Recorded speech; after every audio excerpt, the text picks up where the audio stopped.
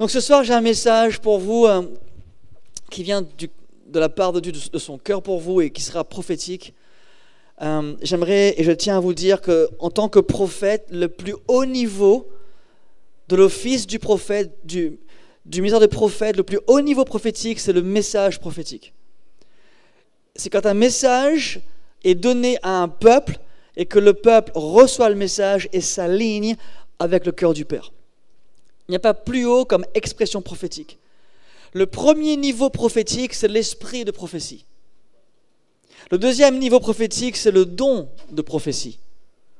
Il y en a quelques-uns entre les deux, mais le troisième grand niveau prophétique, c'est le don du prophète. Et ce n'est pas une question de hiérarchie qui est le meilleur, c'est simplement un des niveaux d'expression.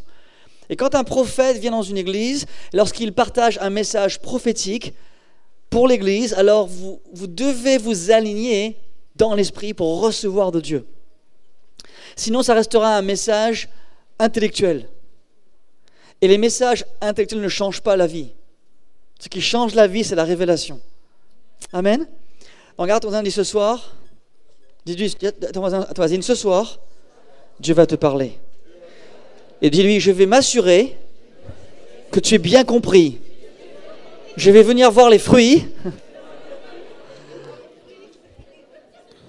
J'aime faire cela parce que j'aime tester le niveau d'obéissance de l'Église. Les chrétiens qui ont du mal à écouter une simple directive de la part d'un homme de Dieu, comment veux-tu qu'ils écoutent ce que Dieu dit? Bon, qui est d'accord pour dire que Dieu touche tout le monde? D'accord, Dieu veut toucher tout le monde. Mais Dieu touche les gens au travers des gens. Et parfois, le don que Dieu te donne est emballé dans un emballage que tu n'aimes pas. Je viens de dire que c'est très profond. Et du coup, tu rates ce que Dieu te donne parce que tu n'aimes pas l'emballage. Un jour, je me souviens d'une dame qui est proche de moi et je lui ai offert un cadeau. Et cette dame voulait avoir un... C'est quoi le truc encore? Un fer à lisser les cheveux. Un truc de malade pour les gars, nous, d'accord? Et du coup, et moi, je prépare le cadeau, mais pour faire une blague, je place le fer à lisser dans une boîte de cafetière. Et quand on lui offre le cadeau à cette merveilleuse dame, elle prend la boîte, elle fait « c'est pas pour moi ça ». Et puis elle me donne la boîte, je dis « mais si, c'est pour toi ». Je suis pas une cafetière, moi ça va pas ou quoi? Et c'est sûr que si tu t'arrêtes à l'emballage ou à la boîte, tu ne sais pas ce qu'il y a dedans. Là, ses copines lui disent « mais ouvre la boîte ». « Mais non, c'est une cafetière, non, ouvre la boîte ». Elle ouvre la boîte et elle voit son fer à lisser. « Ah, mon fer à lisser, je suis trop contente ». Et bien entendu, je ne vise personne dans ce lieu. Mais c'est clair que ça m'a pris une leçon. C'est que, vous savez, souvent, Dieu nous offre des cadeaux et des révélations extraordinaires. Mais on a tellement cette faculté de ne pas regarder là où il faut ou comme il le faut, qu'on ne voit pas ce que Dieu va faire, ce que Dieu veut faire. Donc ce soir, s'il vous plaît, ouvrez votre Bible. Allume ton téléphone. Il faut que je m'y fasse, je ne m'y fais toujours pas, moi. Ouvre ta Bible, s'il te plaît. Ouvre ta Bible. Dans Jean 6, au verset 1. Ce soir, Esprit de Dieu, nous te demandons de nous ouvrir les oreilles spirituelles et les yeux spirituels, que notre cœur soit une bonne terre, qu'il puisse recevoir la semence de ta vie, la semence de ta parole, afin que nous puissions porter du fruit à ta gloire. Qu'il y ait des révélations, Seigneur, ce soir de ton cœur, qu'on puisse quitter ce lieu ce soir en se disant « je sais ce que j'ai à faire ». Après cela, verset 1, Jésus s'en alla de l'autre côté de la mer de Galilée, de Tibériade. Et une grande foule le suivait. Tout le monde dit grande. Une grande foule le suivait, parce que déjà une foule en général c'est grande. Si tu dis j'ai une foule de 2 personnes dans ma maison, il y a un problème technique. Et j'aime le cœur du Père, j'aime comment le Saint-Esprit arrive à mettre des mots et il dit grande foule, juste au cas où tu n'es pas sûr du nombre. Et d'une grande foule le suivait parce qu'elle voyait les miracles qu'il opérait sur les malades. Lorsqu'une église marche dans le surnaturel, les gens viennent voir ce qui se passe. Les gens ont soif du surnaturel, ils ont soif de la puissance. Écoutez-moi bien ce soir, Église Clé, il y a un message pour vous, pour votre pasteur et votre église ici. Et si vous êtes de la région Occitanie, vous êtes qualifiés pour ce message ce soir en particulier. Oups. Donc, Jésus monta sur la montagne et là, il s'assit avec ses disciples. Or, la Pâque était proche, la fête des Juifs. Verset 5, il dit « Ayant levé les yeux et voyant qu'une grande foule venait à lui, Jésus dit à Philippe, « Où achèterons-nous des pains ? Parce que ces gens n'ont rien à manger, ou pour que ces gens aient à manger. » Il dit cela pour l'éprouver, car il savait ce qu'il allait faire. Jésus est trop bon. Si un jour tu es avec Jésus et il te pose la question, qu'est-ce qu'on va faire ? Là, tu paniques. Si Jésus ne sait pas quoi faire, là, je panique grave. Dans son cas, lui, il sait ce qu'il va faire, mais il nous teste. Et il dit, où allons-nous acheter des pains ? Et il dit cela pour l'éprouver. Et Philippe lui répond, les pains qu'on aurait pour 200 deniers ne suffiraient pas pour que chacun en reçût un peu. Un de ses disciples, André, frère de Simon-Pierre, lui dit, mais il y a ici un jeune garçon qui a 5 pains et 2 poissons. Mais qu'est-ce que cela pour tant de gens ? Tu m'étonnes. Le gars calcule vite, hein ? Jésus dit, faites-les asseoir. Une parenthèse, quand j'ai lu ce passage plusieurs fois cette année, je me suis rendu compte, si vous lisez dans plusieurs versions, et si vous lisez la version dans Matthieu également, vous allez vous rendre compte que seuls ceux qui étaient assis ont été nourris. Et ça m'apprend une chose très puissante sur Dieu. Parfois, ne pas obéir à une simple directive t'empêche d'être nourri. Qu'est-ce qu'il y a de difficile ce jour-là à te dire, assieds-toi ? Moi, je n'ai pas envie, moi je reste debout, moi. Je suis français. Ah, ben voilà, la simple réaction prouve que j'ai raison. Je suis réunionnais. Vous savez, souvent on dit, si tu veux être touché par Dieu, viens, approche-toi, on va prier pour toi. Oh non, Dieu me touche là où je suis, là où je veux, je reste assis, il me touchera aussi, je veux, touchera, ouais. Non, il ne touche pas. Parce que ce soir-là, Dieu dit, par son serviteur, il va te toucher ici. Et il veut juste voir si tu as juste le caractère et le cœur d'une soumission simple, pas une soumission aveugle, une soumission simple, juste d'obéir à une simple directive. Faites asseoir les gens dans le gazon. Et là, ils s'asseyent, d'accord ? Il y a beaucoup d'herbes. Ils s'assirent donc au nombre d'environ 5000 hommes. Il prit les pains, rendit grâce et les distribua à ceux qui étaient... À qui ? Vous savez, le Saint-Esprit n'écrit pas parce que juste il écrit comme ça un petit mot en plus. Hein. Tous les détails de la Bible sont des ressources de révélation. Quand Jésus dit, quand le Saint-Esprit écrit avec la plume de Jean, il dit qu'il a donné à manger à ceux qui étaient assis, c'est qu'il a donné à manger à ceux qui étaient assis. Il leur donna de même les poissons autant qu'ils en voulurent. Et lorsqu'ils furent rassasiés, il dit à ses disciples, ramassez les morceaux qui restent afin que rien ne se perde. Ils ramassèrent donc et les remplirent 12 paniers avec des morceaux qui restèrent, des 5 pains d'orge après que tous eurent mangé. Alors, je comprends qu'on connaît très très bien ce passage. Imagine la scène. Tu es là avec Jésus, il y a 12 disciples, donc ils sont 13. Il y a 5000 personnes qui n'ont pas à manger. Et tu fais partie de l'équipe du Seigneur de compassion qui aime bénir les gens, qui aime nourrir les gens. La Bible dit que Jésus a levé les yeux et qu'il a vu une foule et son premier cœur est de dire, mais qu'est-ce qu'on va leur donner à manger ? Ok, avez-vous déjà reçu chez vous, allez, disons 10 personnes. Tu mets la table, c'est chouette, tout est propre, tout est clean, c'est quand même fun, quoi. Tu vois quand ils sont partis ? Je veux dire qu'il faut juste que tu ramasses, tu te demandes, mais comment ils font pour manger comme ça, quoi ? Oui, non. Et là, tu as ton mari qui simule une fatigue du dos, il s'allonge comme ça. Toi, tu es toute seule en train de nettoyer tout. Mais je veux dire, que d'entre vous, vous appréciez un peu plus quand même l'avant-repas que l'après-repas. Bon, maintenant imagine, il y a 5000 personnes à nourrir. Et je me dis, bon, je vais quand même réfléchir un petit peu plus. J'ai vérifié, il n'y avait pas d'assiette, de couvert, de couteau, de table, de nappe. Et il n'y avait pas de serviteur. Il y avait les disciples, avec 2 poissons, 5 pains et 5000 gars à nourrir. Il fallait qu'ils prennent dans des paniers à manger, qu'ils distribuatent. avec leurs mains. Et après, il faut qu'ils récupèrent le truc. Et Jésus dit, je veux que tu récupères tout. Premier point, il faut une sacrée dose d'obéissance pour ne pas avoir peur de nourrir 5000 personnes quand en plus tu sais que tu n'as pas la bouffe. Déjà, tu te dis, je suis en mode, écoutez bien, chaque détail pour vous serait prophétique. Tu te dis, mais qu'est-ce qu'on va faire? Et là, tu as un petit gars qui amène son McDonald's, son Happy Meal, mais qui déjà me montre un signe d'une extrême générosité parce qu'il vient tout seul avec 5 pains, 2 poissons, c'est trop pour lui. Donc déjà, quelqu'un débarque avec plus qu'il n'en faut pour lui-même. Mais qu'est-ce que c'est devant 5000 personnes? Et là, les disciples se disent, mais qu'est-ce qu'on va faire? Et si vous lisez l'histoire, vous allez voir que 200 deniers signifie 200 jours de salaire. Même 200 jours de salaire ne suffirait pas pour nourrir une foule. Soyons honnêtes ce soir. Combien d'entre nous, seraient comme Philippe en se disant, là, on est dans une grosse galère. Leclerc est fermé.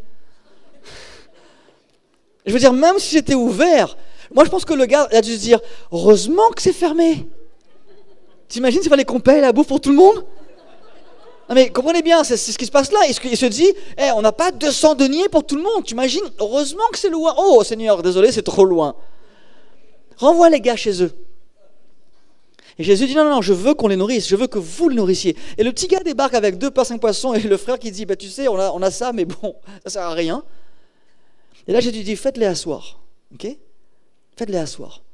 Que c'est l'histoire. Et là, Jésus dit, vous leur donnez à manger. Moi, j'imagine la tête des disciples avec les paniers de poissons et de pain à les nourrir 1, 2, 3, 4, 3954, 4900. Et ils regardent le panier, il n'y a rien qui bouge. C'est quoi ce truc de fou, là, tu sais? Et les gars ont refaim, ils recommencent. 1, 2, tu vois, parce que chose qui était plus faim. Quand ils ont plus faim, ramassez le reste. Et ramassent des paniers entiers. Alors, au début du repas, tu as 14 personnes pour 2 poissons, 5 pains. D'accord avec moi? 14. Jésus, 12 disciples et le petit garçon. Comme le compter dedans quand même, parce que c'est quand même sa bouffe qu'il emmène. Quand même. Juste, tu sais, tout le monde dit le petit garçon. On pense que le garçon avec 1000 côtés, lui il est là. Et moi les gars. Et moi j'imagine les 14 comme ça. Et j'imagine Pierre, Jean, tout ça. Et le petit garçon qui dit, bon là on est 14. Fou, avec 2 pains, 2 poissons, 5 pains, on coupe en 14. Si tu manges avec des copains à moi à l'église, je vais taire le nom. 2 poissons ne suffisent pas pour le gars. Tu es tout seul, tu te dis, on est 14. Mais vous savez, je vais en venir. Et on est 14. Seigneur, l'église n'a pas les ressources. L'église n'a pas les ressources. On peut pas. On est 14 et on n'a que 2 poissons, 5 pains. On ne peut pas nourrir la ville de Montpellier. Qu'est-ce qu'on va faire avec celui-là et celle-ci et lui? Et c'est pas assez. Et là, on commet une erreur colossale. Parfois, on commet l'erreur suivante. On va demander à Dieu d'importer quand tout est déjà avec nous. Écoutez bien, Église clé.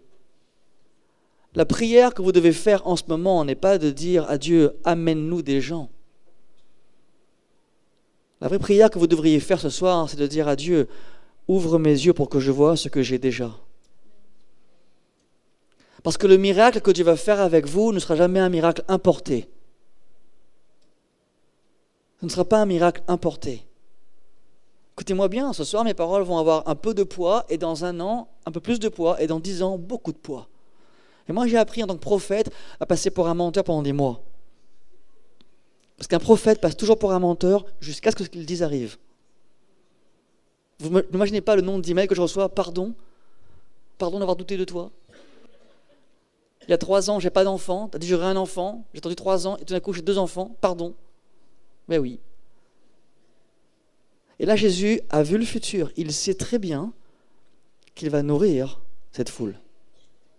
Les disciples ne voient pas le futur que Jésus voit. Et là, j'ai commencé à réfléchir sérieusement sur ce passage depuis des mois. J'ai dit, non, mais comment ça se fait que Jésus ait une telle autorité et une telle onction? Vous connaissez l'histoire, il a pris le pain, il a pris les poissons, il a rompu le pain, il a brisé le pain, il a brisé les poissons, si vous préférez. Et c'est comme si Dieu nous dit, une fois que tu me donnes ce que tu me donnes, j'en fais ce que je veux.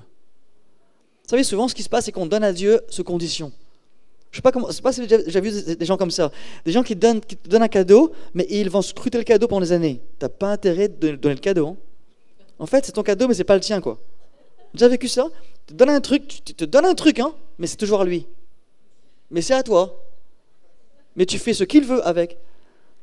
Là, Dieu dit, si tu me donnes quelque chose ce soir, si tu me donnes ton temps, tes offrandes, tes finances, ta vie, ta famille, tes talents, tout ce que je vais en faire, c'est moi qui décide. Écoutez-moi, c'est moi qui décide. Ok ? Et là, je me suis dit, Seigneur, qu'est-ce qui fait que tu aies une telle autorité, une telle onction pour que ce moment précis-là, tu aies l'onction de multiplication. Et ce soir, je vais vous partager en quelques minutes une onction extrêmement importante que je vais vous demander au Saint-Esprit, comme il me l'a promis, de libérer sur vos vies ce soir. Si j'étais vous, je prendrais des notes de quelques mots clés. J'écouterais attentivement.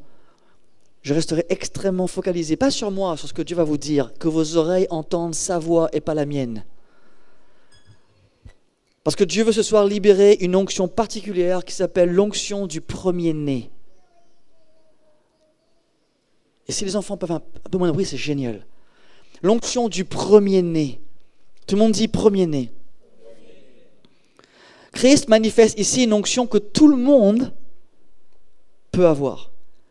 Combien ce soir vous êtes d'accord pour me dire, vous êtes chrétien, vous êtes en Christ, vous aimez Jésus, vous êtes en Christ, et vous avez compris que Dieu veut déverser sur votre vie une vie abondante, Zoé en grec, une vie extraordinaire, une vie. Ok, qui est conscient que Dieu veut vraiment faire ça? Ok, qui vit ça?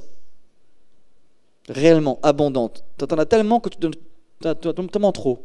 Qui a trop? Trop de fric. Qui a trop de joie? Qui a trop de paix? Qui a trop l'autorité? Tu vois, j'ai trop d'autorité, j'arrête, j'ai trop d'autorité. On connaît, donc, on a un conseil, on se dit, bah oui, moi je. Mais en fin de compte, est-ce que tu vis vraiment ce que tu crois vivre? Ok, donc c'est pas un jugement, c'est pour nous provoquer dans l'amour en disant, hey, il y a un truc qui va se passer. Donc, Dieu veut qu'on ait la vie en abondance. Il veut qu'on ait cette abondance dans notre vie qui permette aux gens d'être touchés par ce que Dieu fait. Écoutez-moi bien. Je vais donner ce soir quelques paramètres, quelques vérités spirituelles qui vont vous aider à avoir des paramètres dans votre vie. Quand tu donnes, que ce soit de l'argent, du temps, de l'amour, peu importe, quand tu donnes, Dieu gagne, la personne qui reçoit gagne, et tu gagnes dans le royaume. Quand tu ne donnes pas, le diable gagne. Je suis désolé de vous dire, mais quand tu ne donnes pas, Dieu ne gagne pas. Il est vainqueur, mais prenez l'idée, il ne gagne pas dans ta vie pour toi, il ne peut pas agir pour toi, tu ne donnes pas. Personne ne gagne, sauf le diable. Donc là, tu as un homme de Dieu qui s'appelle Jésus, qui est Dieu lui-même, 100% Dieu, 100% homme, qui voit 5000 personnes, qui scanne les gens et qui dit, ok, Dieu va agir, qui est prêt à agir, qui est prêt à prendre ce qu'il a sous la main, ce qu'on lui donne, pour multiplier. Ma question est la suivante. Combien d'entre vous aujourd'hui, vous aimeriez avoir ce genre d'onction où avec très peu, vous bénissez des milliers de gens? C'est pas une fausse promesse là. Je ne suis pas un médium, voyant, gourou, kangourou, tout ça. Là, c'est la parole de Dieu là, ok? Parce que souvent, quand Dieu nous dit une promesse, c'est tellement grand qu'on dit non, ça ne peut pas être vrai. Okay, combien d'entre vous, vous avez appris que pour frapper avec un bâton la mer rouge et que la mer rouge s'ouvre, il faut vraiment avoir un grain. On veut dire au niveau humain. Parfois on lisait, on dit Moïse, c'est Moïse. Mais les gars, Moïse, il fallait y aller. Hein. Un jour, un prof m'a dit, ouais, les chrétiens, ils disent n'importe quoi. Moi, à l'époque, j'étais catholique. Les chrétiens disent n'importe quoi. Il paraît que leur Dieu a ouvert la mer rouge, mais c'était prouvé par la science qu'à l'époque du peuple d'Israël, la mer rouge avait que ça d'eau, il y avait 15 cm d'eau, et que les gens ont marché les pieds dans l'eau. Et donc c'est assez faux. Je fais, monsieur, pardon. Je dis quoi encore? Je dis, même si vous avez raison, ça veut dire que mon Dieu a quand même fait un miracle parce qu'il a coulé une armée entière dans sa d'eau. Dans les deux cas, il gagne, le gars, tu vois. J'ai été au piquet pendant 1 heure. Donc, c'est histoire vraie. Écoutez-moi bien. Est-ce que vous comprenez que dans le royaume de Dieu, Dieu veut oindre son peuple pour qu'il y ait une abondance, et ne faites pas l'allusion co-finance, mais une abondance pour que des milliers de gens soient touchés. Et la bonne nouvelle ce soir, c'est que Dieu n'a pas besoin de l'abondance pour créer l'abondance. Dieu a besoin de l'obéissance pour créer l'abondance. Dieu n'a pas besoin de l'abondance pour créer une abondance. Dieu a besoin d'une semence pour l'abondance. Dieu n'a pas besoin de commander 5000 Happy Meal pour 5000 hommes. Il a besoin d'un petit gars qui emmène 2 poissons, 5 pains, et bam, 5000 personnes sont nourries. Moi, ça m'inspire. Quand tu donnes à Dieu, tu donnes le droit à Dieu de multiplier ce que tu donnes. Dieu ne multiplie pas ce que tu gardes, il multiplie ce que tu donnes. Est-ce que vous savez que dans une pomme, vous pouvez compter le nombre de pépins qu'il y a dans la pomme? Oui ou non? Mais tu ne peux pas compter le nombre de pommes qu'il y a dans un pépin.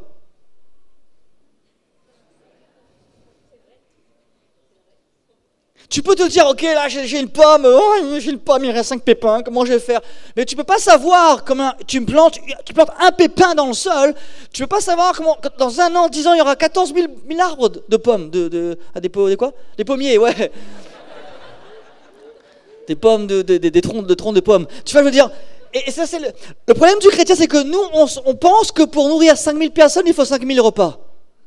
Et Dieu dit non, pour nourrir 5000 personnes, il faut un homme avec un cœur droit.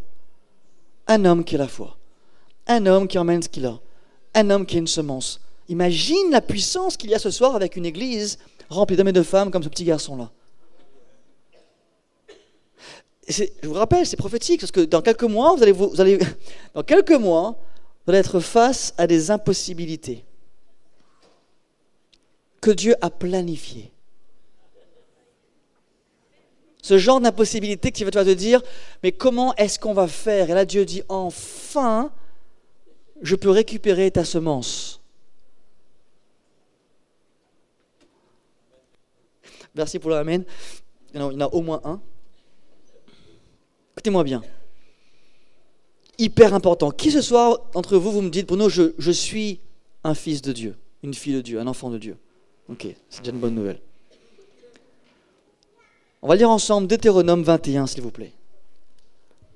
Je parle ce soir de l'onction du premier-né. Je vous montrerai ce soir pourquoi et comment est-ce que Jésus-Christ a une telle autorité pour manifester à un moment donné, avec 2 pains, avec 2 poissons et 5 pains, il a eu l'autorité de prier, de rendre grâce à Dieu, et ces 2 poissons et ces 5 pains ont nourri 5000 personnes, et en plus, il a ramené plus de bouffe et de repas qu'au départ.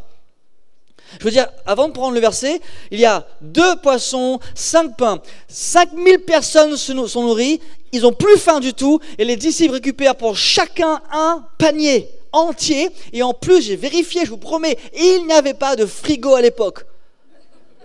Donc quand le gars rentre chez lui, Pierre rentre chez lui avec sa femme, d'où tu sors? Avec Jésus. T'as un gros panier de pain? Ouais. T'as acheté ça où? J'ai pas acheté. Comment tu l'as eu?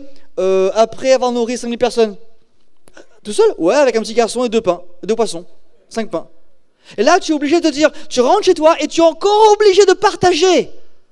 Écoutez-moi bien, après avoir donné au royaume de Dieu ce que tu crois avoir perdu, tu le retrouves avec plus qu'il n'en faut et que tu es obligé encore de partager. Mais nous, on préfère les maths françaises. 5000 personnes, Jésus, 5000 personnes, 2 poissons, 5 pains, 5000 personnes, on est mort. Jésus dit, non, donne-moi les 2 poissons et 5 pains. Jésus, sans t'offenser, je te donne les 2 poissons, 5 pains. J'ai encore moins que rien. En plus, moi, ce qui me choque le plus, c'est que les gars ne prennent pas leurs poissons et leurs pains, ils prennent les poissons et les pains du petit garçon. Il faut comprendre comment ça bouge là, tu sais. Nous on dit ça comme ça, mais le roi de l'univers, Jésus-Christ est là et il regarde toute la scène. Et ses disciples sont aux côté de la plaque. Ses disciples vont piquer, littéralement prendre, parce qu'on ne sait pas ce qu'il a dit. Je vous donne, je suis content, je suis heureux. Dis-toi, t'es là, allez viens, c'est Dieu. Dieu t'a amené là, t'es un plan de Dieu, viens ici, hop. Petit garçon, plus de poisson, plus de pain, c'est plus ce qui se passe. Et en plus, moi, ce qui me choque le plus, et je ne dis pas ça pour manquer de respect, je vous montre comment Dieu réagit. Il n'a pas écrit après, et les 12 disciples ont eu chacun un panier, et le petit garçon est reparti avec un panier. Je veux dire, c'est pas écrit en tout cas. Votre tête me fait rire. Moi, j'aurais aimé avoir des caméras sur votre visage et filmer ici comme ça. Je veux dire que, et je dis, non, mais où est sa récompense? Et c'est là où Dieu me fracasse. Il me dit, mais la récompense du petit garçon, c'est que déjà, tout le monde en parle encore aujourd'hui. Mais en plus, sa récompense est éternelle. Ok, on me dit, ouais, mais je vous garantis que bien souvent, nous, on sème pour récolter aujourd'hui. Laissez-moi vous donner une vérité que tu peux jamais la combattre.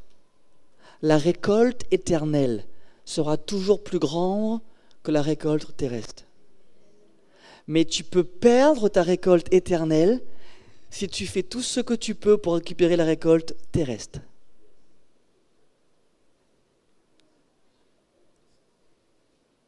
Ouh, c'est silencieux ce soir. Ça va tout le monde? Bonsoir. Mon nom est Brian. Je suis in the kitchen. Franchement, réfléchis à ça. Tous les détails de Dieu sont importants. Le petit garçon, là, on ne parle pas de lui. On parle une fois, il est venu, il a donné, il est reparti. J'ai même pas sa photo sur Google. Non mais je veux dire, c'est important de comprendre ça. Combien de fois on donne, mais on veut que tout le monde comprenne qu'on a donné. C'est moi le petit garçon.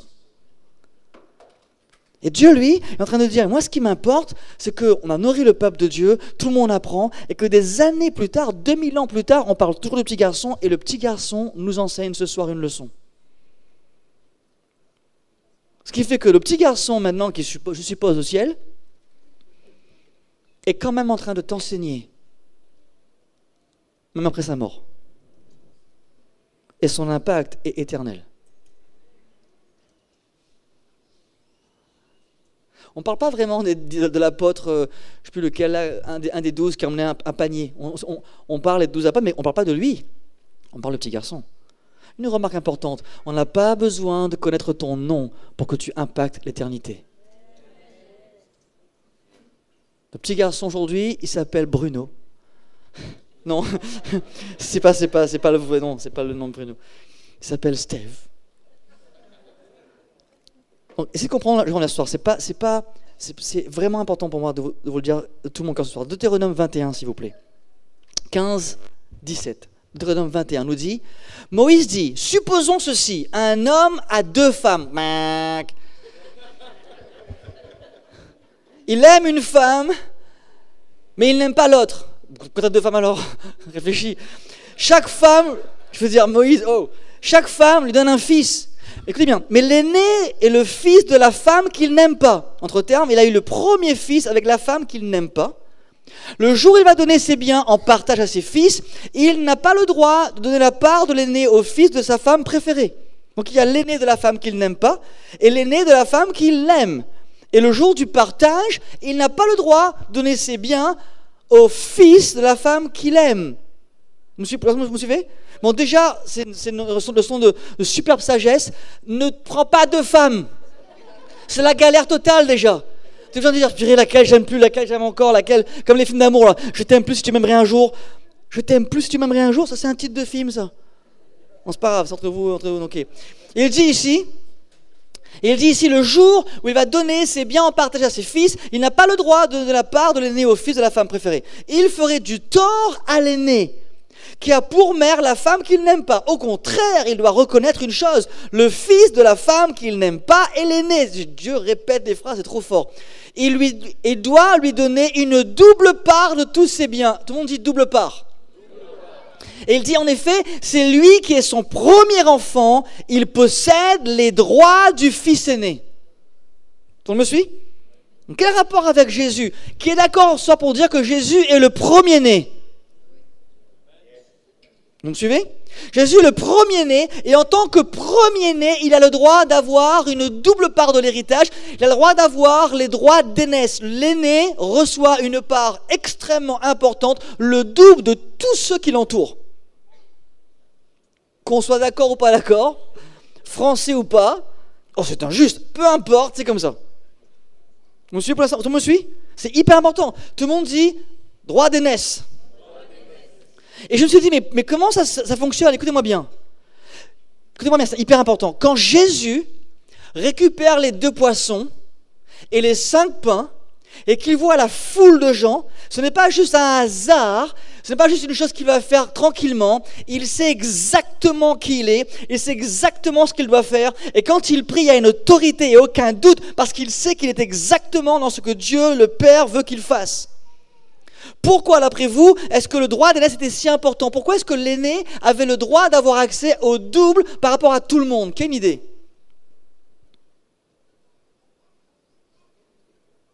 Parce que l'aîné était appelé à remplacer le père en son absence ou en cas de mort et à représenter le père. Écoutez-moi bien là, c'est vraiment important, il faut bien rester concentré. L'aîné, comme il avait le devoir et le droit, le devoir de représenter le père, il avait le droit d'avoir accès à une double portion. Pourquoi ? En l'absence du père, quand ses frères et sœurs avaient un problème, c'est vers lui qu'ils se tournaient. Si sa mère était attaquée, c'est vers lui qu'il se tournait. Si quelqu'un attaquait le foyer ou la maison, il ne venait pas parler au plus jeune frère, il venait parler au premier-né. Et qu'est-ce qui fait que le premier-né, écoutez bien ce qui va venir, c'est une bombe pour tout le monde. Si vous la prenez, elle peut changer votre vie. Qu'est-ce qui fait que très peu de chrétiens manifestent l'onction des premiers-nés, qui est l'onction de la multiplication, qui est l'onction d'avoir le droit de taper dans une atmosphère d'abondance. Beaucoup de chrétiens n'ont aucune abondance. Ils galèrent tous les jours. Il n'y a pas de finances. Je parle de la vie en abondance. Oubliez les finances, c'est une partie intime, infime. Mais l'intimité avec Dieu, c'est que tu as une vie en abondance. Mais beaucoup de chrétiens n'ont pas cette vie-là. On suffoque. J'espère que demain, ça ira mieux. Tu verras, avec Jésus, c'est super fun. Enfin, sauf depuis 15 ans. Ok, c'est un peu méchant, mais c'est la vérité. Hein. Cécile, viens dans mon église, on verra ce qu'on pourra faire. Quoi ? Combien de chrétiens ce soir, sans lever la main, honnêtement, combien d'entre vous, si demain matin, vous arrivez dans un lieu public, il y a 5000 hommes qui ont faim, et vous avez un McDo, et tu sens que Dieu te dit, donne-moi le McDo, je vais le multiplier. Tu te dis, Seigneur, si tu veux revenir maintenant, c'est bien. Maintenant, reviens maintenant, reprends l'église maintenant, parce que c'est le moment où tu peux m'évacuer. On rigole, mais c'est pas juste une belle histoire, c'est extrêmement important. Le Père est en train de nous dire que son Fils manifestait une onction de multiplication parce qu'il avait compris qu'il était l'aîné et qu'il avait le droit d'aînesse parce que le Fils aîné représente le Père. Quand le Fils aîné Jésus a vu le peuple affamé, il ne l'a pas dit « Oh mince, ils ont faim ». Il a dit « Voici une opportunité de représenter mon Père. Et mon Père prend soin du peuple. » Écoutez-moi bien ce soir. Qui veut savoir comment faire pour avoir accès à l'onction du premier-né ? 3 personnes. C'est bien, 3 déjà c'est bien. Parce qu'il n'y a pas de piège là, ok ? Il n'y a pas de... Donc, écoutez-moi bien. Hyper important, hyper important. On va lire un passage que très peu de chrétiens connaissent, mais c'est hyper important. Je vais vous donner une révélation que vous ne connaissez peut-être pas. Qui est d'accord ce soir pour dire que Jésus est le premier-né ? Gardez la main levée si vous êtes d'accord pour dire que vous êtes aussi les premiers-nés. Êtes-vous un premier-né ? Tout le monde fait je suis pas trop sûr là. Attends, je réfléchis. Lui, il pense quoi ? On va lire ensemble Hébreux 12. La Bible est la référence, la Bible est le cadre, la Bible le fondement, la fondation, la Bible. Hébreux 12, 22 nous dit, Hébreux 12, 22, vous êtes prêts ? Hébreux 12, 22. Mais vous vous êtes approchés de la montagne de Sion, de la ville du Dieu vivant. C'est la Jérusalem du ciel où les millions d'anges sont en fête. Vous êtes rapprochés de l'assemblée des premiers-nés de Dieu qui ont leur nom écrit dans les cieux. Ça veut dire quoi ? Que lorsque tu es chrétien, tu rejoins une famille spirituelle, ton nom est inscrit dans les cieux, dans le livre de vie, et tu fais partie des premiers-nés parce que en Christ, tu es un premier-né. Ça, c'est un truc de fou, les amis. Vous devriez crier, comme ça, faire ça, sauter, faire une galipe, je sais pas. Je viens vous libérer une bombe là. Le diable ne veut pas que tu apprennes ça. Écoutez-moi, les amis. Le diable, il est dans son intérêt que tu restes ignorant. Il est dans son intérêt que tu ne sois pas du tout généreux. Il est dans son intérêt que tu restes totalement brisé, pauvre, détruit par l'esprit de pauvreté. Mais il est dans l'intérêt de Dieu de bénir le généreux. Il est dans l'intérêt de Dieu de bénir le généreux. Et quand le généreux est généreux parce qu'il sait qu'il est, je suis un premier-né, je représente mon Père, tu peux venir me voir quand tu veux, je m'occuperai de toi, n'aie pas peur, je suis un premier-né. Un premier-né qui prie comme ça à l'autorité. C'est pas, s'il te plaît Jésus, Petit McDo, et tout petit McDo. Un McDo-nous. Je comprends, mais toi tu viens, tu te lèves le matin, écoutez bien, tu te lèves le matin, tu vois 25 000 Montpelliérains affamés. Dans l'esprit, je parle. Tu as deux options. Seigneur, renvoie-les chez eux. Ouais, ils sont chez eux. Seigneur, expulse-moi de là. Ou tu dis, Seigneur, je sais qui je suis. Je suis un premier-né. J'ai l'onction de mon Père. J'ai l'autorité, j'ai accès.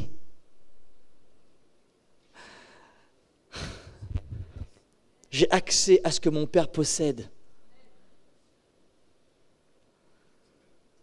Écoutez-moi bien, mes amis. Le jour où tu comprends que tu n'es pas juste un enfant de Dieu, mais tu es aussi en Christ un premier-né, ta prière change. Ta façon de voir la foule change. Ta façon de voir le manque change. Tu ne regardes plus le manque. Tu ne dis plus j'ai pas assez. Tu dis j'ai juste assez pour la multiplication. Tu ne dis plus c'est fini, j'ai pas assez pour tout le monde. Tu dis oh. Le juste assez dans les mains de Dieu devient plus que suffisant. Je sais que Dieu est en train de travailler nos cœurs ce soir et c'est super. Alors rapidement, comment marcher dans cette double onction? C'est bien beau de dire on est premiers-nés, je comprends, je confesse, alléluia, je suis un premier-né, mais comment ça fonctionne concrètement? Qui veut savoir? Qui veut savoir comment ça fonctionne? Revenez dimanche prochain. Non, je ne serai pas là. Matthieu 14. Matthieu 14. C'est une autre histoire, mais la même chose, d'accord? La même histoire, mais un autre passage. Il dit ici, quand Jésus, verset 14, Matthieu 14. Quand Jésus descend de la barque, il voit une grande foule. Encore une fois, il voit la foule. Jésus n'est pas en train de faire l'autruche, il voit la foule, il voit les gens affamés, il voit les problèmes, il voit la France, il voit Montpellier, il voit les jeunes, il voit l'église, il voit tout ce qui ne va pas. Mais il y a un truc qui se passe en lui qui devrait se passer en nous. Son cœur est rempli de compassion et de pitié. Il se dit, mon Père n'aimerait pas que mon peuple reste comme ça. Je suis le premier-né, je ne peux pas juste laisser ma ville en train d'être pourrie par n'importe quel homme politique qui sont loin de Dieu. Il faut absolument que je trouve une solution, que j'amène des gens, que je lève mes enfants à devenir des voix prophétiques dans la politique. Tu comprends? Tu commences à te dire, il y a une entreprise, il faut que je monte une boîte qui réussisse, il faut que je fasse de l'argent pour le royaume de Dieu. Il faut que je donne, je sème. Je suis pas, moi, chez nous, vous savez, moi, on suis fou là. Tous les week-ends, on bombarde nos membres d'église, on leur dit, écoute mon ami, si tu es aux ascédiques, pendant quelques mois pour te refaire une santé émotive, émotionnelle, spirituelle, ce que tu veux, je comprends. Mais si tu profites du système, tu ne resteras pas membre de l'église. Tu seras un visiteur assidu, mais pas un membre de la famille. Parce que les premiers-nés refusent le système. Ils soutiennent les gens qui ne connaissent pas Jésus. Ils prennent de l'Esprit de Dieu, ils prennent des ressources de Dieu, ils prennent de la créativité de Dieu, ils prennent des miracles de Dieu. Et là, ils comprennent que la France n'est pas la solution.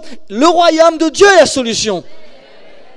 Il y a des chrétiens qui me disent en face, ils me disent en face, mais ils sont mal partis. Ils me disent, tu sais, moi, pasteur Bruno, j'ai fait un calcul. Je gagne beaucoup plus en restant chez moi à rien faire. Hop, jette ta tête dans ma main, Non, parce que j'ai pas le droit de frapper. Donc tu vois, et ce qu'on fait avec Steph, c'est qu'on lui demande de courir. Steph fait un croche-pied. Lui, il tombe comme ça sur ma main, et je fais, ah, t'as eu mal? Oh, pardon. Non, franchement, réfléchissez à ça. Je suis pas en train de vous dire qu'il faut pas... Il y a un système, je comprends, vous avez cotisé, je comprends, mais attention que le système t'empêche d'avoir ressources au miraculeux. C'est ça. Après, l'église se dit, mais je ne comprends pas, Dieu n'agit pas. Tu as ton système, Joseph, Coco, Bertha, tante Joséphine. Tu as bossé. Les gars font des calculs, les gars bossent. Si je bosse 6 mois, j'ai un an ascédique, c'est cool. Comment ça, c'est cool? Tu rigoles ou quoi? Crée des emplois, crée des richesses, emmène tes poissons. Dis Dieu, voilà ce que j'ai. J'ai un talent, j'ai une voix, j'ai un cœur, j'ai un truc. Je sais faire un plat. Et amène ça. Et dis Seigneur, vas-y, multiplie ça. Parce que Dieu ne multiplie pas ce que tu as volé.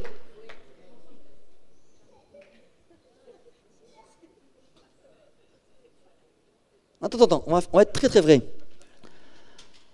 Je suis extrêmement pour un aspect social. Steve me connaît, on se bat pour que les riches qui font beaucoup d'argent aident les plus pauvres.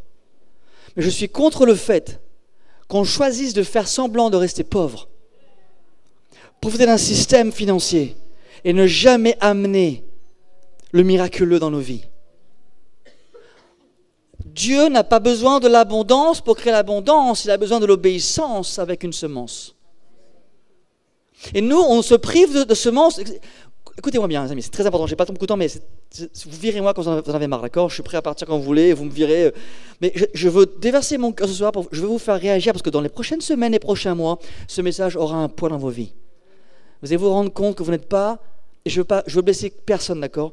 Je ne suis pas en train de dire qu'il faut dire non au système tout de suite, je suis en train de dire qu'il ne faut pas profiter du système. Au bout d'une saison, trouve-toi quelque chose à faire.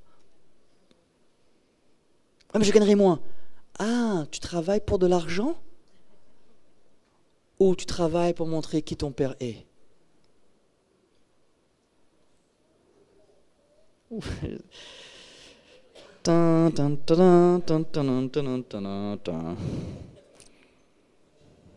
Écoutez-moi bien, il dit ici, son cœur a eu pitié pour lui et pour le peuple et il guérit les malades. Et le soir arrivé, vous connaissez tout ça, il parle la même chose. Il dit, Seigneur, les gars ont faim. Il dit, amenez-leur à manger, donnez-leur à manger, apportez-moi le pain et les poissons que vous avez. Il commande à la foule encore de s'asseoir, verset 19. Il prend les 5 pains, les 2 poissons, il lève les yeux vers le ciel, il fait une prière de bénédiction, il partage le pain aux disciples. Il dit aux disciples, vous allez nourrir la foule. Et là, je me dis, tu vois, encore une fois, qu'est-ce qui fait, quel est le lien là? Qu'est-ce qui fait que le premier-né, parce que c'est bien bon de savoir que tu es un premier-né, mais qu'est-ce qui fait que le premier-né ici, Jésus-Christ, manifeste l'onction du premier-né? Ce soir, tout le monde est arrivé, je pense, à ce moment-là, au stade précis, tout le monde est d'accord pour dire que nous sommes des premiers-nés. Okay, la Bible le dit, tu es en Jésus-Christ, tu es le premier-né, tu as rejoint l'assemblée des premiers-nés, tu es un premier-né. Tout le monde est d'accord? Mais combien vont manifester l'onction du premier-né? Voici la clé. Vous êtes prêts? Voici la clé. Il y a un message très très simple, une clé. Message très simple, une clé. Jésus a pris ses responsabilités. Il n'a pas dit, ce n'est pas mon peuple. Il n'a pas dit, je n'ai rien à faire avec eux. Il n'a pas dit, ils sont trop nombreux. Il a dit, je suis le premier-né ici, c'est mon peuple, on les nourrit.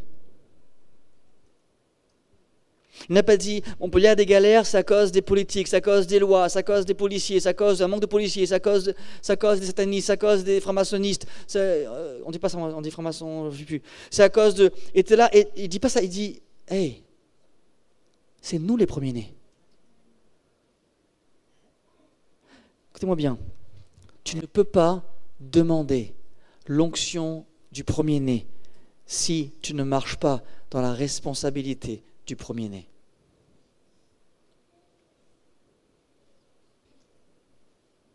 Tu ne peux pas juste dire, Seigneur, je veux l'onction de multiplication, si tu n'arrives même pas à te dire, Seigneur, je vais prendre la responsabilité de ce peuple. Et quand Dieu voit un homme ou une femme responsable qui est généreux, il est dans l'intérêt de Dieu de bénir les généreux. Parce qu'il se dit, tu sais quoi, que je leur file 2 poissons, 5 pains, ou que je leur file 3 grands steaks, ou que je leur file un steak de Kobe, je leur file 100 € ou 2 millions d'euros, je sais pas, Dieu dit, peu importe ce que je lui donne à lui avec lui, tout le temps c'est distribué. Il est de mon intérêt, dit Dieu, de bénir celui qui bénit. J'arrose celui qui arrose. J'arrose l'église qui arrose. À Extravagance, on essaye sincèrement, on ne fait pas des grandes campagnes de pub, on essaye sincèrement d'être une église de premier-né. Quand une église a un problème, même celles qui nous ont critiqués grave, on leur file 200 chaises. On a des besoins. On a aussi des besoins. Un invité passe, on fait une offrande, l'invité reçoit une offrande de ouf. Mais de ouf.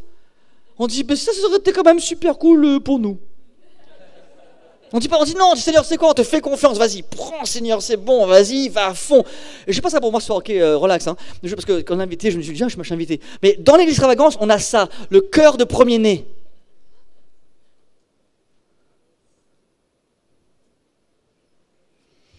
Regarde ton voisin, dis, tu es un premier-né. Dis-lui, tu es un premier-né. Les jeunes à l'école, vous êtes des premiers. Vous savez, bientôt, vous allez voir Jérémie et Samuel. Jérémie et Samuel se comportent comme des premiers-nés. Ces gars-là sont dangereux. Ils ont, leur groupe de jeunes fait 454 jeunes en ce moment. Et je me rappelle très bien qu'ils ont commencé à pleurer dans une petite salle. Ils étaient 30, 40 personnes. Et ça a grandi parce qu'ils ont pris la responsabilité. Si vous lisez leur mission, leur vocation, leur désir, ils disent pas, nous, on veut un petit groupe de jeunes super fun de la louange. Ils disent, nous voulons envahir les collèges, nous voulons envahir les lycées, nous voulons prêcher de ceci, la pureté, la créativité, nous voulons avoir... Et les gars ont écrit des musiques de fous. Je me dis, mais parce qu'ils se sont dit, nous voulons être responsables de notre génération. Les gars n'ont pas à manger, c'est nous qui allons les nourrir. C'est moi qui les nourris, Seigneur. Amène-moi le maximum de gars qui n'ont pas à manger. Dans l'esprit, dans les finances, dans le social, peu importe. Est-ce que vous êtes prêts ce soir à dire, Seigneur, amène-moi les 25 000 personnes qui n'ont rien? Oui, vous êtes 12. Prends tes responsabilités. Je finis rapidement dans quelques minutes et heures. Trop de chrétiens me disent, Bruno, j'aime Jésus. Et ils prennent l'église comme une cafétéria. Il y a des chrétiens qui sont des vagabonds spirituels professionnels. Ils vont d'église en église, ils se servent un petit peu ici, un petit peu là, un petit peu ici. Une parenthèse extrêmement importante, écoutez bien s'il vous plaît. Écoutez bien mes amis. Une parenthèse qui n'a pas, c'est pas mais je veux le dire quand même. Beaucoup de chrétiens, lorsqu'ils arrivent à l'église le dimanche ou le samedi, ne sont plus nourris par leur pasteur. C'est pas à cause du pasteur. Parce qu'ils arrivent le ventre plein. Ils ont écouté Joyce Meyer, et c'est super. Ils ont écouté le Top Chrétien, ils ont écouté Steve River, ils ont écouté Brian Pickard, ils ont écouté Luc Dumont, ils ont écouté plein de gars. Et quand ils arrivent à l'église, ils sont saturés de la parole, leur éponge est saturée, ils n'ont plus faim du tout. Le pasteur prêche ses tripes et dit ouais. Sauf que tu ne comprends pas une chose. Dieu a chargé ou a placé dans le cœur de ton berger la nourriture dont tu as vraiment besoin. Et toi, tu passes par plein d'autres gars qui te nourrissent, et ce n'est pas un mal. Et si ce n'est pas équilibré, ce qui se passe en ce moment, on n'a plus une église locale qui est une famille, on a des électrons libres qui se réunissent le dimanche. Je ne suis pas en train de dire qu'il ne faut pas écouter, il faut écouter, mais il faut bien équilibrer. Manger souvent à la maison. Et vous aurez le parfum de la maison. Et vous aurez le fardeau de la maison. Et vous aurez l'amour de la maison. Et vous aurez le cœur pour la maison. Et tout d'un coup, Dieu va dire, on peut leur faire confiance parce qu'ils aiment leur maison. Avez-vous déjà placé vos enfants dans une garderie? 3 personnes. Dans quel monde je suis, moi? Qui a déjà fait ça? Ok, quand vous arrivez dans la garderie, est-ce que vous avez le regard aiguisé pour savoir si les gens sont gentils, s'ils sont sympas, si c'est propre, si c'est clean, si c'est une bonne atmosphère ou pas? Aidez-moi.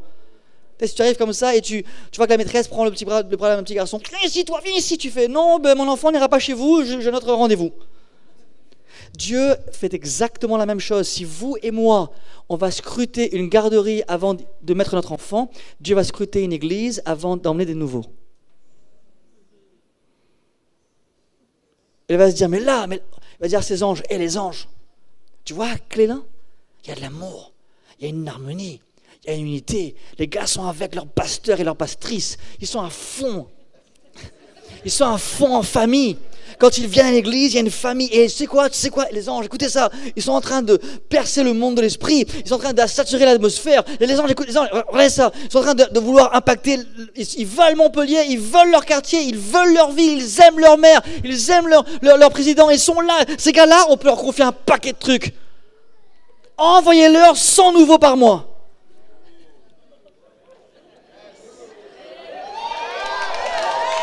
Pour commencer. Mais nous, on n'aime pas ça. Nous, on veut des chrétiens matures, riches, qui chantent bien, qui sont loin, qui sont forts, doués en délivrance, qui débarquent tout de suite le premier jour, c'est bon, je suis prêt, je fais quoi? Non, on veut pas des petits bébés qui arrivent et qui font, excusez-moi, qui font que. Et qu'il faut changer les couches. Et que ça pue pas bon. Non mais, vous comprenez ce que je veux dire? Les gars débarquent et le gars, il est là, il vient avec sa bière dans l'église. Tu fais, oh, attends, pas de bière. Ouais, c'est super, Jésus m'aime. Boum, tu sais, t'es là. La fille débarque, prostituée. Elle a pas une robe, elle a une ceinture. Tellement c'est court. Et tous les gars sont là, tous les gars disent, Seigneur Jésus, je t'aime, alléluia, Saint le Seigneur. Et la femme fait, tu la regardes, tu te regardes, je te claque. Non, chérie, je la regarde pas, j'ai pas vu. J'ai pas vu ses jambes, chérie. Quoi, t'as pas vu ses jambes? Non, j'ai vu ses jambes, j'ai pas vu. Bon, on rigole, mais tu vois ce que je veux dire, c'est que Dieu ne va pas nous emmener des gars stéréotypés, super parfaits, tous des canons. Quand les gars étaient 5000 là, je vous garantis qu'il y avait des gars qui avaient vraiment faim, il y avait des petits, des grands, des gros, des mecs, il y avait tout. Non mais essayez de voir ça en face de vous, parce que Dieu va vous confier des gens en fonction de votre cœur extrêmement large qui est responsable du peuple autour de vous. Vous savez, les gens prient pour avoir plus d'argent. C'est pas la prière qu'il faut. Seigneur, vas-y, envoie-moi. Tout le reste, c'est lui. Si tu es pro la vision, tu auras la provision.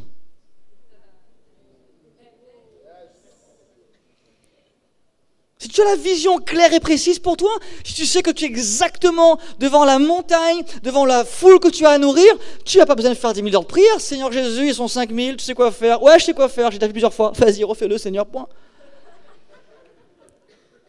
Mais nous, ce qu'on fait, avant de vouloir nourrir 5 000 personnes, on va aller voir les banques. Je ne suis pas contre, hein, mais les banques.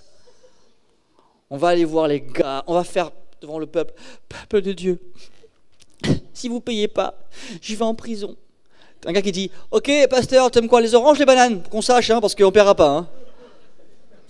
Hein. Pasteur, Jésus.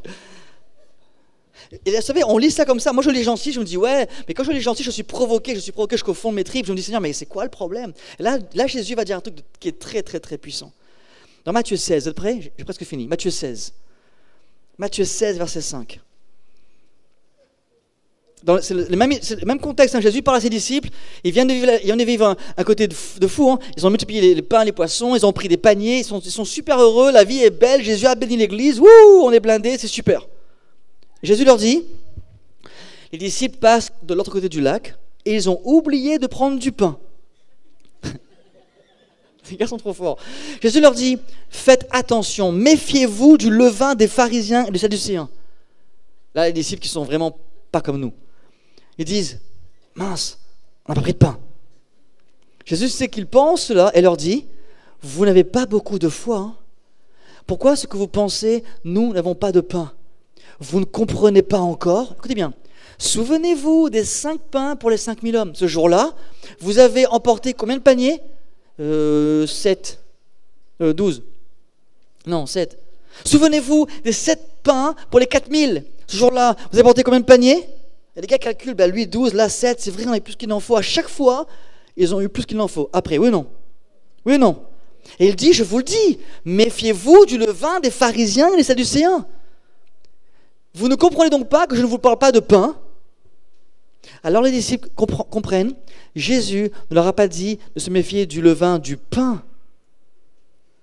Mais ils doivent se méfier de l'enseignement des pharisiens et des sadducéens. Et là, beaucoup de gens lisent ça et disent, ok, c'est cool, je fais gaffe. Mais c'est quoi l'enseignement des pharisiens? Qu'est-ce qui empêche un premier-né de manifester l'onction du premier-né qui se traduit par la multiplication de l'obéissance qui apporte une semence? Vous avez compris là? C'est bon? Il dit ici, au verset 13, « Malheur à vous, scribes, pharisiens, hypocrites, parce que vous fermez aux hommes le royaume des cieux. Et vous n'y entrez pas vous-même, et vous ne laissez pas entrer ceux qui veulent entrer. » Quel est le problème des pharisiens? Pourquoi est-ce que Dieu dit, vous fermez la porte au royaume, vous fermez la porte à la manifestation de mon règne, vous fermez la porte au miraculeux, vous fermez la porte au surnaturel, vous fermez la porte... Pourquoi ils font ça? Vous savez pourquoi? Le levain des pharisiens, c'est l'égoïsme.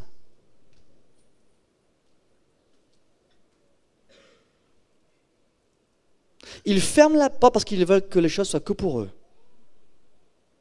Ça parle d'une église locale qui pense qu'à elle. Mes chants, mon pasteur, mon église, mes chaises, ma place de parking, ma dîme, mon argent, mon rendez-vous pastoral. Et c'est bien pour quelques mois, ça c'est un langage de bébé de l'esprit, ça c'est un bébé, c'est normal qu'il parle comme ça. Mais quand tu grandis, tu ne penses plus à mon église, ma place, mon pasteur, tu dis Seigneur, qu'est-ce que je dois faire, où je dois servir. Tu ne viens pas pour recevoir, tu viens pour bâtir. Quand l'église de Christ va venir le dimanche matin pour arrêter de recevoir, mais quand tout le monde dit Seigneur, je viens pour bâtir, imagine le pasteur, qui a besoin de prière? Non. Besoin de prière? Non. Qui veut prier? La différence est énorme. Hein, c'est plus je viens parce qu'il faut que... Et je ne suis pas contre qu'on prie pour vous, bien sûr qu'il faut qu'on veut le faire. Mais quand vous commencez à dire, mais c'est moi qui prie. C'est moi le premier-né ou la première-née. Il dit ici, revenir à Matthieu 14, 14, quand Jésus descend de la barque, il voit une grande foule. Matthieu 9, 36, voyant la foule, il fut ému de compassion pour elle. Matthieu 18, 11, car le Fils de l'homme est venu pour sauver les autres. Matthieu 20, 34, ému de compassion, ému de compassion. Luc 19, Jésus, voyant la ville, pleura sur elle. Alors ce soir, j'aimerais vous dire que, et je peux avoir quelqu'un qui est au piano qui joue doux pour moi si possible, piano avec des nappes, merci beaucoup. Et ce soir, je vais vous dire, si vous comprenez ce message très très simple, vous pouvez entrer maintenant, ce soir, maintenant dans une onction particulière, parce qu'elle est déjà là. C'est pas moi qui la crée, c'est pas moi qui la génère, c'est pas moi qui... Pas trop fort, d'accord? Merci. C'est pas moi qui la génère, c'est pas moi qui la crée, c'est Dieu qui vous la donne parce que vous êtes d'ores et déjà des premiers-nés. Mais pour activer cette onction, il faut que vous acceptiez de prendre vos responsabilités. Quand quelqu'un vient vous voir, ne fuyez pas son problème, devenez la solution.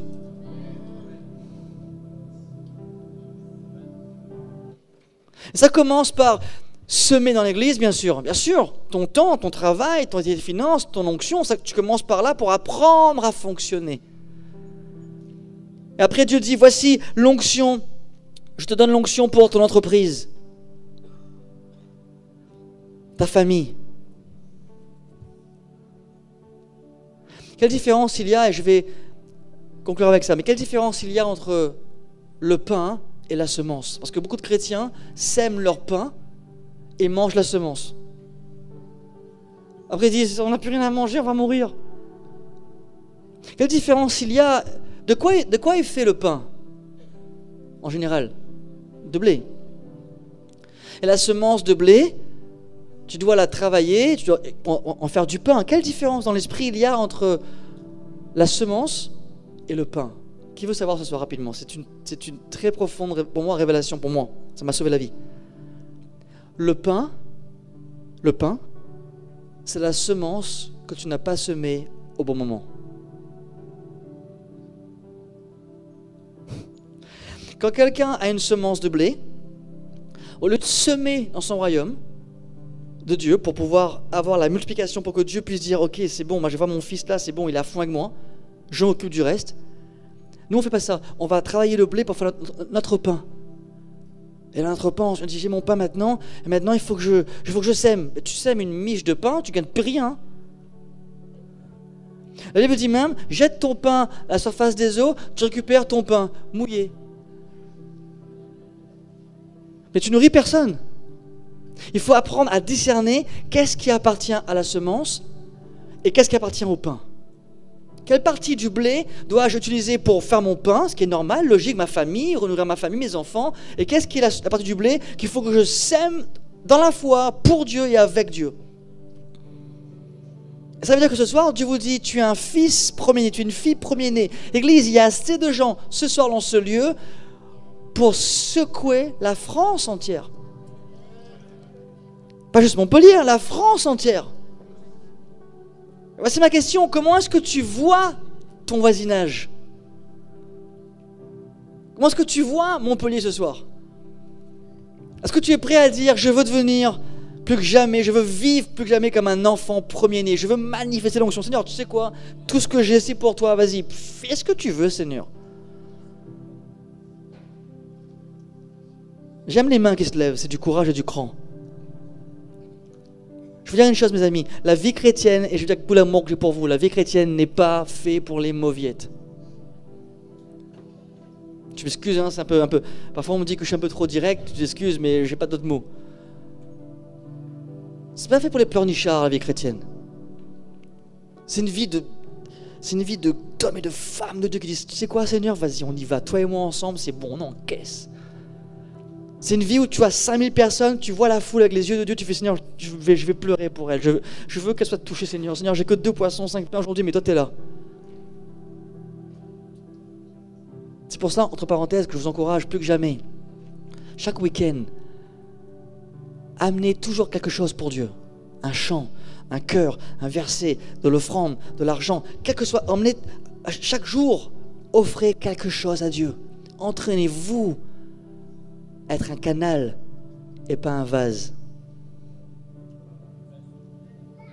Entraînez-vous à constamment chercher les cibles de Dieu. Et vous allez vous rendre compte qu'au fil des semaines et des mois, tout d'un coup, vous dites, mais c'est pas possible, je suis toujours béni. Cette semaine, on a été béni par un couple. Mon épouse est là grâce à un couple qui a payé son billet d'avion et on est très reconnaissants, on ne serait pas là aujourd'hui. Et on est passé par l'île Maurice. On a eu la grâce d'avoir, grâce à ce couple, le billet d'avion inclut tout ça, une nuit d'hôtel en amoureux. C'est chouette. C'est trop rare, mais c'est chouette. Là, on est au restaurant le midi.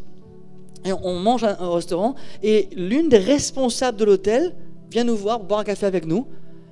Et quand on se lève, je veux dire, pour les payer, la directrice d'un des départements de l'hôtel nous a offert le repas. On la connaît quoi pendant 4 minutes. Et on dit, mais non, mais on va... Non, c'est bon, c'est pour moi. Quoi? Mais ça, tout le monde me dit, ah, t'es béni. Oui, parce que Dieu est bon.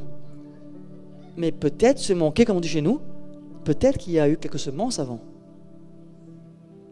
Je n'oublierai jamais quand Dieu m'a dit, Bruno, donne ta voiture. Et là, j'ai dit, ah, regarde-moi Satan. Ah, regarde-moi Satan, c'est pas Dieu.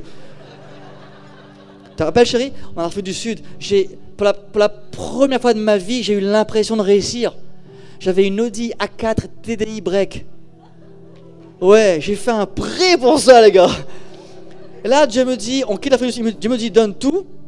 Et donne ta voiture. J'ai fait, comment ça? Ça va pas, Seigneur? Enfin, d'abord, je dis Satan. Après, j'ai vu que c'était lui. Et là, je me dis, c'est bon, je la mets en vente. Je la mets en vente à un prix invendable. Si un gars m'offre la voiture au prix invendable, je sais qu'il faut que je la donne. Je vous promets, je mets la voiture en vente, je crois que c'est un mardi soir, mercredi matin, 8h, je reçois un email. Votre voiture m'intéresse, je la paye cash. Pas de négociation, rien. Je dis, Seigneur, c'est pas juste. Attendez, je donne la voiture et je rentre à la Réunion, on n'a pas de voiture, mais il reste un crédit de 7 mois. 7 mois, tu payes un crédit, t'as pas de voiture, t'as un vélo. Non, j'ai même pas de vélo en plus. Et depuis ce jour-là, Dieu a toujours pourvu pour nous, pour une voiture. Toujours. Toujours, toujours, toujours. C'est toujours. Et je suis pas en train de vous dire qu'il faut donner, tu vois, tu vas l'enfer, pas du tout. Je déteste l'évangile de prospérité. C'est faux, c'est affreux, ça pue. Mais par contre, je suis contre le fait que les gens choisissent de célébrer et de dormir avec l'esprit de pauvreté. Jésus a dit, je te donne la vie en abondance. Écoutez-moi bien, et on va être très très franc ce soir, si tout le monde est pauvre, qui aide les pauvres? Et là tu fais, bon on est 4, il reste un Makatia. Ça marche une fois, un bout de pain si vous préférez.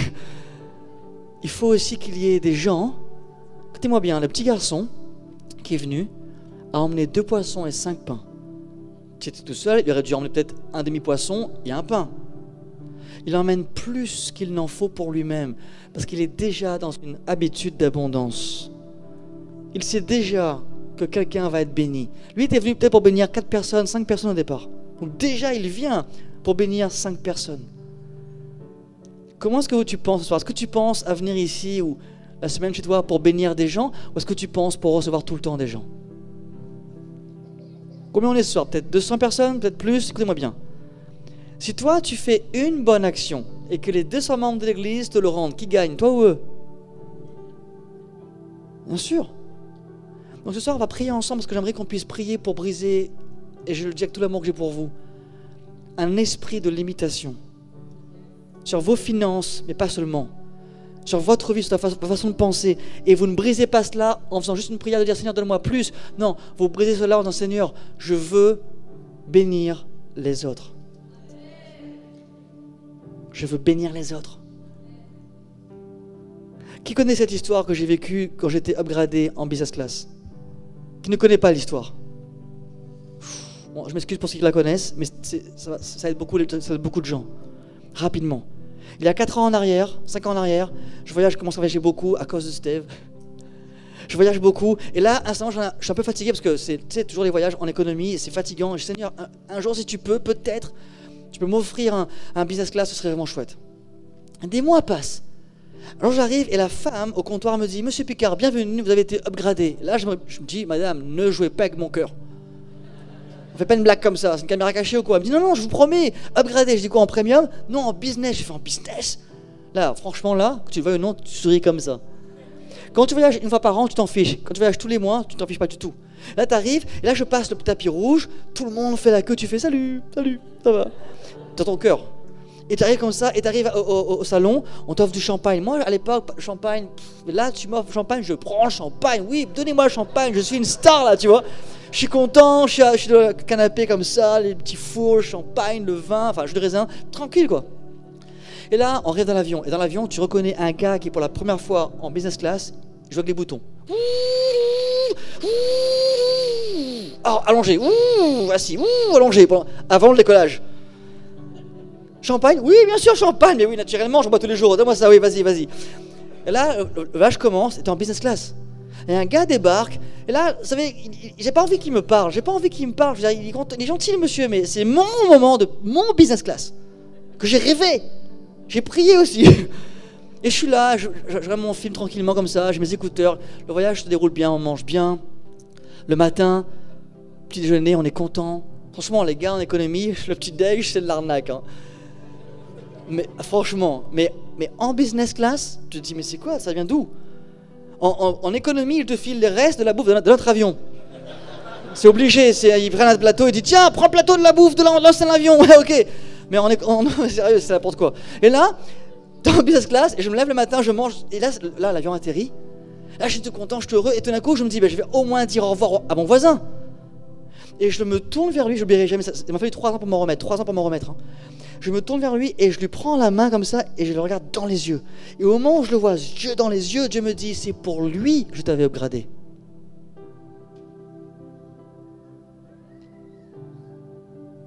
Là, mon cœur était blessé, j'étais brisé. Je me dis, mais comment j'ai fait? Pardon, Seigneur. Il me dit, c'est pour lui. Et là, Dieu m'a pris une grande leçon. Il m'a dit, Bruno, la vraie victoire dans mon royaume est celle qui est au bénéfice des autres. C'est ça la vraie victoire. Vous savez l'histoire de David, rapidement, David, dans 1 Samuel 17 à Ziklag. David arrive de combat et l'armée ennemie a volé ses femmes, ses enfants, son butin et tout le reste. Vous connaissez l'histoire? Et les 600 soldats sont blessés, tristes et veulent tuer David. La Bible dit que David se fortifie dans le Seigneur. Il repart voir les gars, il dit les gars, on repart récupérer nos femmes, nos enfants, notre fortune, on repart tout récupérer. Et là, sur les 600, seuls 200 vont faire le voyage et 400 restent dans le camp, blessés, brisés, ils ne veulent rien faire, fatigués. Les gars récupèrent tout, ils reviennent tout avec le butin, les femmes, les enfants, tout, ils reviennent avec la fortune. Et ils font, ouais, on a gagné. Et là, arrive le moment du partage. Et les gars qui ne sont pas combattus veulent leur part. Et les gars qui sont battus ont dit, non, pas question, tu n'es pas venu, tu prends ta femme, tes enfants, et c'est tout, tu n'auras pas part au butin. Pas de combat, pas de butin. Et là, David fait un truc de fou, il dit, mes frères, ce n'est pas comme ça. Il dit, dorénavant, je vais installer une loi en Israël. Que celui qui se bat et celui qui ne se bat pas reçoit la même part du butin. Voici la leçon de Dieu ce soir, voici la leçon de Dieu. Écoutez-moi bien, Église. Il y aura un moment où tu seras comme ce petit garçon, mais il y aura un moment où tu seras comme cette personne qui n'a pas à manger. Et il y aura un moment où tu seras comme ce disciple. Et ta victoire, si elle est en Christ, va toujours devoir bénir les autres. Toute promotion spirituelle va toujours devoir bénir les autres. À chaque fois que tu te donnes un grade supérieur dans l'esprit, par exemple, tu dis, oh j'ai grandi, tu as grandi, et bien tu bénis les autres plus. Ton salaire double, bénis les autres. Tu as 2 voitures, emmène 5 personnes le dimanche qui n'ont pas de voiture. Tu sais, au lieu de dire je donne ma voiture, sois pas coupable. Tu as 2 voitures, sois pas coupable. Ta femme en conduit une, toi en conduis une. Ça fait, si vous avez un enfant, ça fait 2 dans une bagnole, il te reste 3 places. Tu es tout dans une caisse, il te reste 4 places. Tu fais le tour du quartier, tu prends 5 personnes, 8 personnes qui n'ont pas de transport, tu vas les chercher, les ramener à l'église, on fait la fête. Tu viens d'utiliser ce que tu possèdes. Tu viens d'utiliser ta bénédiction au bénéfice des autres. Il y a plein de gens qui en ce moment voudraient venir à l'église, n'ont pas de transport. Si vous avez une place, vous sauvez une âme. Donc ce soir, ma question est simple. Message simple, prophétique mais simple. Qui, ce soir, ici, veut dire Seigneur, envoie-nous les milliers à nourrir, on est prêt. Parce qu'on sait qui on est et on sait où on va. Si c'est ton cas ce soir, lève-toi s'il te plaît. Si tu es d'une autre région, notre église, lève-toi aussi. Si tu viens d'un autre pays, lève-toi aussi. Si tu viens d'une autre planète, lève-toi aussi. Écoute-moi bien, on peut bien se comprendre ce soir. Si tu te lèves, c'est que tu décides de prendre la responsabilité de ceux et de celles qui ne savent pas encore comment Dieu bénit. Toi, tu sais comment Dieu bénit. Et je vous lance un défi ce soir. Je me marre déjà, moi. Et on en reparle. Dans 1 an, 2 ans, 3 ans, 5 ans, 10 ans. On en reparle. Si vous faites les choses à la façon de Dieu, je vous garantis que Dieu est fidèle et juste pour faire ce qu'il a promis. C'est ça la vérité. Et soit si tu en manques d'argent, en manque d'amour, peu importe, donne ce que tu as. Et laisse Dieu multiplier. J'ai une phrase forte, je dis Dieu ne multiplie pas ce que tu gardes, il multiplie ce que tu donnes. Alors bien sûr, je suis totalement contre cet évangile qui manipule, on dit donne tout, ruine-toi, pas du tout. Et je parle de ce que j'ai vécu avec Elodie, ça me connaît bien. Et des fois, combien de fois ça m'est arrivé, je reçois un tout nouvel iPad. Je le garde 1 semaine. Dieu me dit donne ton iPad. Je fais oh, Seigneur, pas encore 1 semaine. Maintenant je vous promets, j'ai plus d'iPad déjà, mais quand j'ai un iPad, je vous promets, je mets très très peu d'applications. Je mets une application email et bon, c'est tout. Je sais qu'il va partir. Voici la vérité ce soir. Qui veut marcher dans l'onction du premier-né? Vous êtes sûr? Vous êtes sûr, certains, vous êtes sûr, pas de doute, pas de regret, c'est bon? Voici la clé. Acceptez que vous ne possédez rien, que tout est un prêt, et que Dieu vous donne le droit de gérer cela pour une saison. Si ça se trouve, tu as une montre pour une saison. Tu as une veste pour une saison. Tu as une voiture pour une saison. Mais ne donne pas n'importe quand. Donne quand tu te demandes de donner. Mais franchement, il vaut mieux se planter dans la générosité que de ne pas se planter dans la... c'est quoi l'inverse? Dans l'avarice, l'égoïsme, le isme. Honnêtement, parce que même quand tu te plantes dans la générosité, Dieu s'en sert. Un jour, j'ai vu une petite image rapidement d'un petit feuilleton qui m'a animé. Un petit gars qui court avec des semences. Il court et puis il trébuche. Et il tombe et il perd les 3 quarts de la semence. Il ne reste qu'une dans sa main. Il dit purée, je vais me faire tuer par mon père. Et il rentre chez lui comme ça et il plante une semence dans le champ de son père. Et au bout de 10-15 ans qui passent, il y a un arbre qui pousse, un arbre. Et il repasse devant le terrain dans lequel il est tombé avec toutes les semences. Et il y a une forêt entière. Là, il comprend que la semence, c'est la semence. Je veux dire, la semence, c'est la semence. Que tu sèmes, tu sèmes. Et ce que Dieu te dit ce soir, ne sème pas pour récolter, mais sème parce que tu sais que tu vas récolter, mais sème pas pour récolter, sème par obéissance.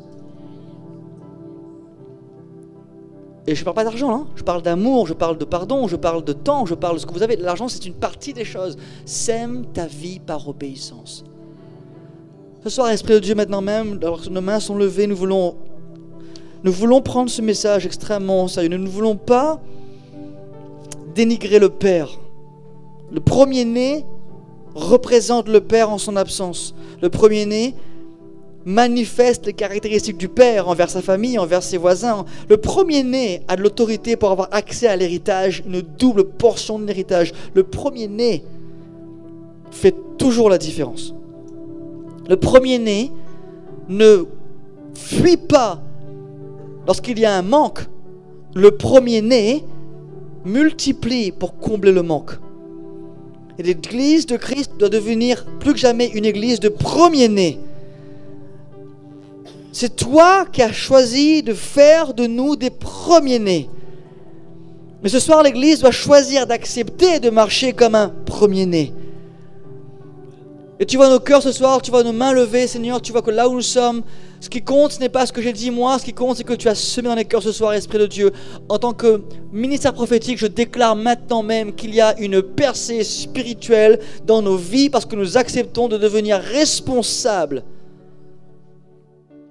Amen.